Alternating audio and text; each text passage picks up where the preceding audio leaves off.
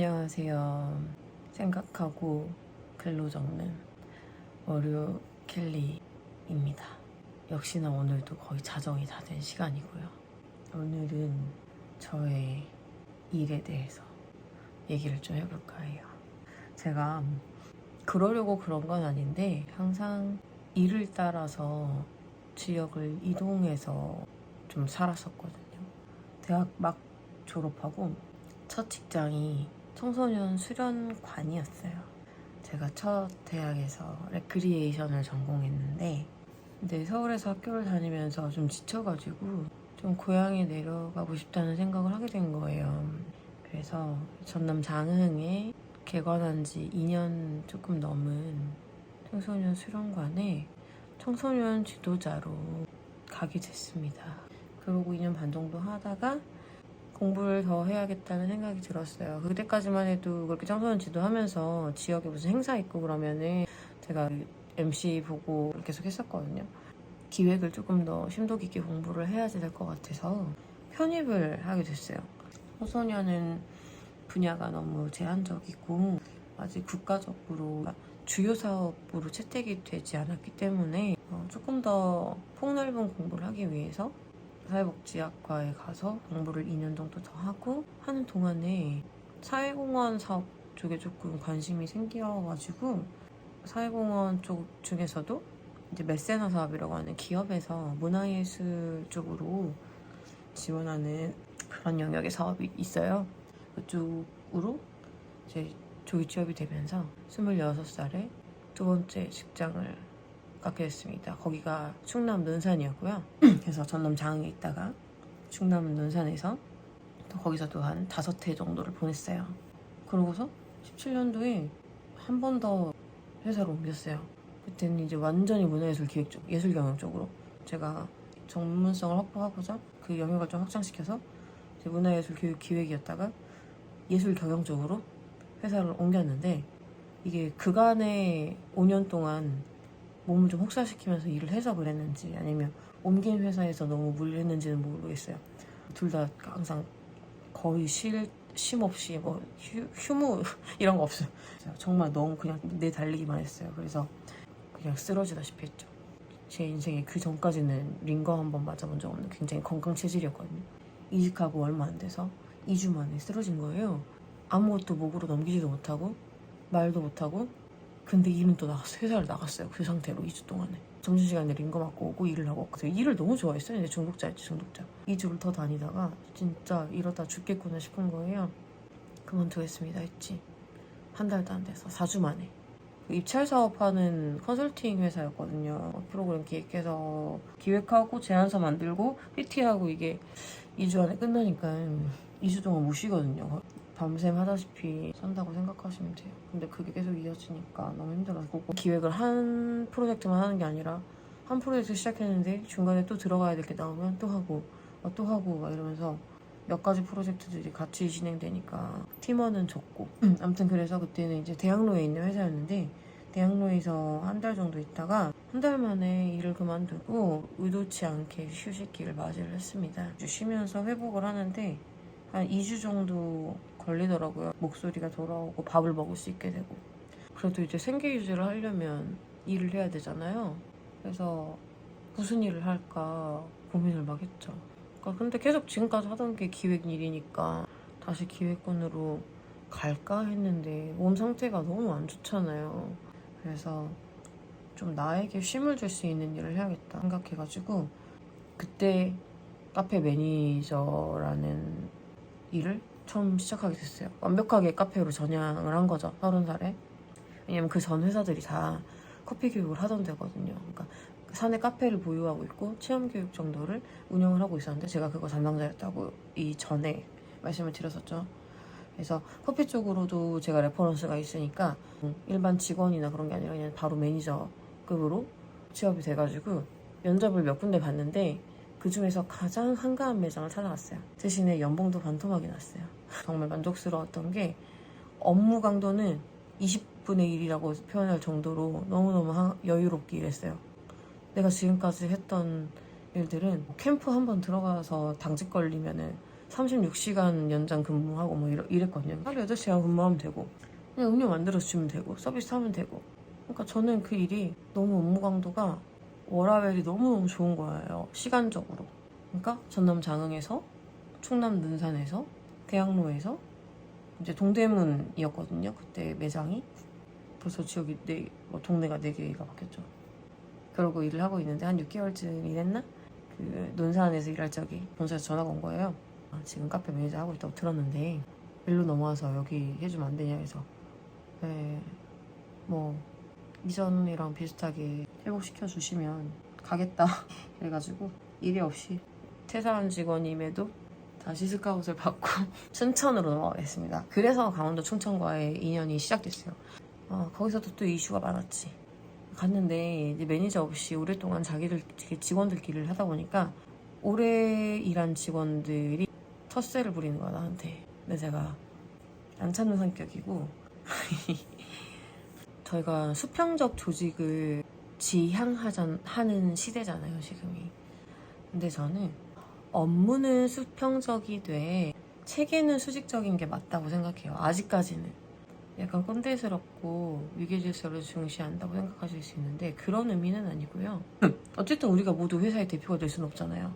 그 직무도 나눠져 있고 그러다 보면은 내가 맡은 메인 직무에 따라서 협업을 요청하거나 아니면 업무를 지시를 내릴 수도 있고 어쨌든 전달자가 있어요. 근데 그 매장 같은 경우에는 그냥 오래 일을 해왔던 친구가 거의 그 매장을 장악하고 있었는데 그냥 나머지 친구들이 너무 선해가지고 그냥 묵인해주고 있었던 거야. 자기들도 스트레스를 막 받으면서 일을 했는데 그걸 내색을 안 하고. 근데 이제 제가 관리자로 갔잖아요. 관리자가 생기고 이 관리자라는 방패막이 딱 들어오니까 그동안 조용히 그냥 했던 친구들이 저한테 그동안 이 매장에서 일하면서 힘들었던 그들의 노고를 저한테 얘기하기 시작한 거예요. 해결을 해줘야 되잖아요. 저는 관리자니까. 논리적으로 설득하고 그들의 처우를 개선해주고 체계를 조금 더 체계답게 잡는 그런 작업들을 하고 그 과정에서 직원들도 많이 속된 말로 물갈이를 했어요. 주어진 시간 동안에 업무를 업무답게 해내지 못하는 것은 부당하게 이익을 취하는 행위이다. 약간 이런 거를 인식을 심어준 거죠. 전 중간 관리자의 역할은 그건 것 같아요. 일선 현장의 직원들의 노고를 위에 전달하고 우리 직원들한테는 회사가 너희들에게 급여라는 피드백을 주는 것에 대한 책임을 지게끔 그걸 유도하는 역할이라고 생각하거든요. 평생 최저시급 받으면서 급여 받고 싶으면은 그만큼만 하고 나의 처우 개선을 원하면 성과를 올려. 이렇게 된 거죠. 저는 약간 그렇게 생각해요. 더도 말고 덜도 말고 10%만 해도 굉장히 잘하는 거라 생각하거든요. 물갈이가 끝나고 정비가 딱 되고 나니까 그때부터는 제가 뭐 굳이 신경 쓰지 않아도 직원들이 제가 없어도 너무 알아서 잘해주는 거야.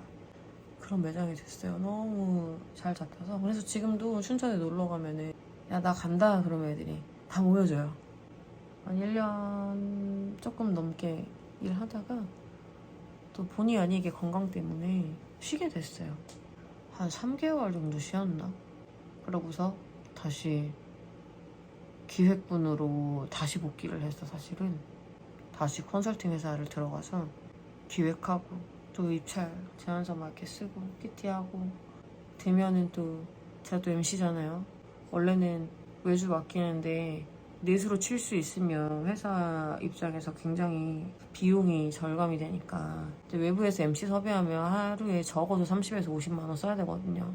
제가 메인 MC 잡고 교육 전체 진행하다가 또 공교롭게도 그 회사도 카페를 같이 보유하면서 운영하고 있는 곳이었어서 또 카페 총괄도 제가 했어요. 또 이렇게 일을 뭐 어마무시하게 하고 있네 또. 거기서도 휴일도 나와서 일해. 야근 맨날 밥 먹듯이 해. 제가 대표님한테 다른 거 다 할 테니까 제안서 쓰는 것만 빼달라고. 진짜 하기 싫다고. 그 왜 하기 싫었냐면은 저는 인정 욕구도 강하고 되게 결과주의자예요. 내가 PT를 하고 왔는데 그 제안이 안 돼. 그러면은 그거 스트레스 너무 받는 거예요 제가. PT를 잘 하고 와도 이게 안 되면 그거에서 너무 제가 사기가 저하되는 거예요. 그러니까 보람차지 않은 거야. 일을 하는데 성과가 없으니까. 그래서 하기 싫어가지고 제가 부모님한테 저 솔직히 지금 안 하는 거 없지 않냐, 이 회사에서 모든 직무 MC까지 다 보는 직무는 나만 하는데 나 이것만 빼달라 그랬더니 대표님이 알겠다 그러셔가지고 중반부부터는 그 제안서 작성에서 빠졌어요. 왜 그렇게 열심히 했는지 모르겠어. 근데 열심히 했으니까 그렇게 계속 자리를 변경해서 할 수 있었다고 생각은 하는데, 아무튼 거기서 그렇게 한 달쯤 일을 하는데 제가 항상 상시로 이력서를 업데이트해서 올려놓거든요. 그 채용 사이트에 교육 기획 쪽이랑 커피 쪽이랑 강사 쪽이랑 이렇게 3개의 이력서랑 자기소개서를 항상 이렇게 올려놓고 헤드헌팅을 오픈해놔요. 그러면은 그걸 보고 가끔씩 좋은 제안들이 오거든요. 앞서 말씀드린 그 헤드헌팅을 열어놓으니까 서울의 대형 학원에서 그 실무 쪽 강사 자리가 제안이 온 거예요.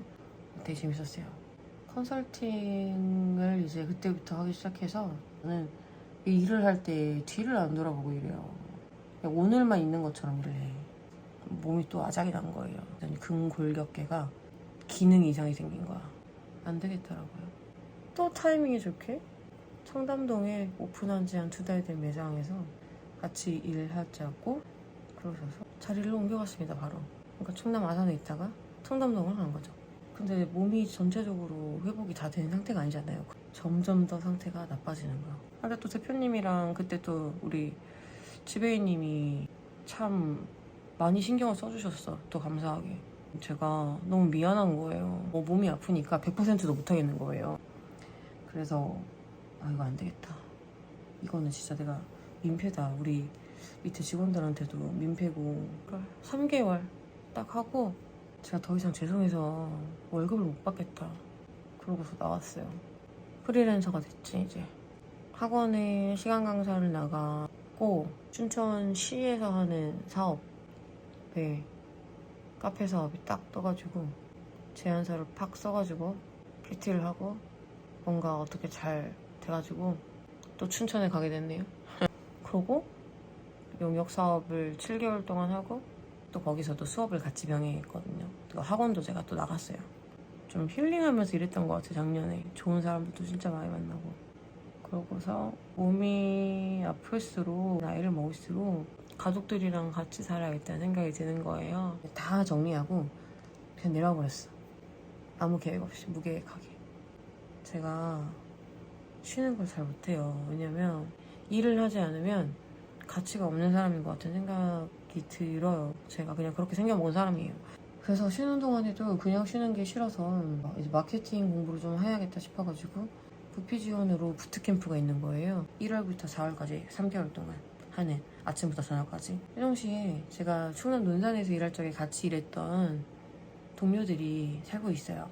오랜만에 만났어요. 만나가지고 이제 근황을 얘기를 하는데, 나 요즘에 쉬어 이러면서 얘기하는데, 쉬는데 이제 마케팅 공부하고 있다 이랬더니 그게 뭐 쉬는 거냐고 후배가 제 부사수였던 친구가 잔소리 이제 시작한 거예요. 둘이 있어 저한테. 너는 삶에 좀 빈칸을 줘야 돼 막 이런 얘기 하는 거예요 저한테. 생각을 했죠. 빈칸? 그래, 나는 항상 남한테는 그런 얘기를 잘해요. 야, 누가 안 쫓아와, 좀 쉬어. 근데 이게 꼭 나한테는 적용이 안 돼. 안 되겠다. 이거 내가 각인을 시켜야 돼. 그래가지고 썼던 문구가 하나 있습니다. 뭐였냐면, 가끔은 나의 삶에 빈칸을 넣자. 한 줄이었어요. 잘 안 돼. 맨날 그렇게 잔소리를 듣고 와가지고 생각을 하고 글씨를 끄적이면서 아래 이제 코멘트를 다는데, 저희 엄마도 그런 말씀 많이 하시거든요. 문장에도 빈칸과 쉼표가 들어가 줘야 호흡이 길어지지 않는다. 그런 말씀을 하셨던 게 갑자기 문득 생각이 나는 거예요. 그래서 이제 정리를 했죠. 그때 이제 뭐라고 정리를 했냐면, 2개 이상의 어절이 모여서 한 문장을 만들 때 반드시 띄어쓰기가 필요한 것처럼 내 삶의 한 문장에 마침표를 찍고 싶거든 꼭 빈칸을 주어라. 쉼없이 이어지는 문장은 호흡을 가쁘게 만든다. 빈칸 앞에서 잠시 호흡해라. 그러면 막힘없이 다음 문장을 써내려갈 수 있을 것이다. 뭐 이런 코멘트를 제가 밑에 달았어요. 저희 학교 다닐 때 수업 시간에 선생님들이 이제 문장 읽는 거 시키시잖아요. 급하게 읽으려고 하면 말이 꼬이잖아요. 더듬어지고. 근데 그런 거 없이 긴 단락들도 한 번에 막힘없이 술술 읽는 학생이었어요. 같은 원리다. 이거는 내 삶에도 빈칸과 쉼표를 줘야 된다. 호흡을 가다듬고 가는 게 멀리 길게 갈 수 있겠구나. 오래도록 일하면 너무 와닿는 거죠. 그런 성찰을 했습니다.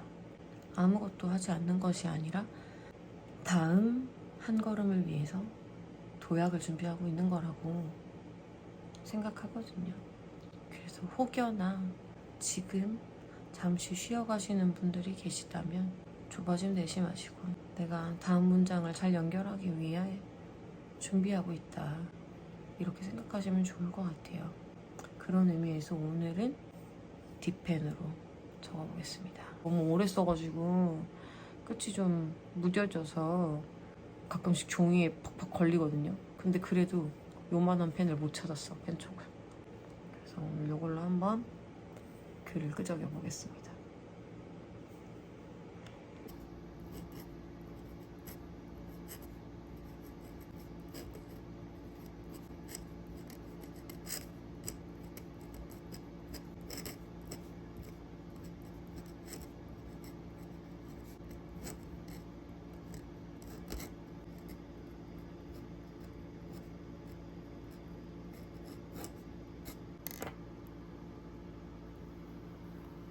두 개 이상의 어절이 모여서 문장을 만들 때 반드시 띄어쓰기가 필요해요.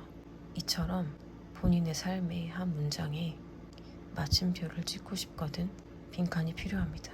쉼없이 이어지는 문장은 호흡을 가쁘게 만들어요. 빈칸 앞에서 잠시 호흡하세요. 그러면 막힘없이 다음 문장을 써내려갈 수 있을 겁니다. 가끔은 우리의 삶에 빈칸을 넣어주자고요. 오늘도 고생 많으셨습니다. 편안한 밤 보내세요.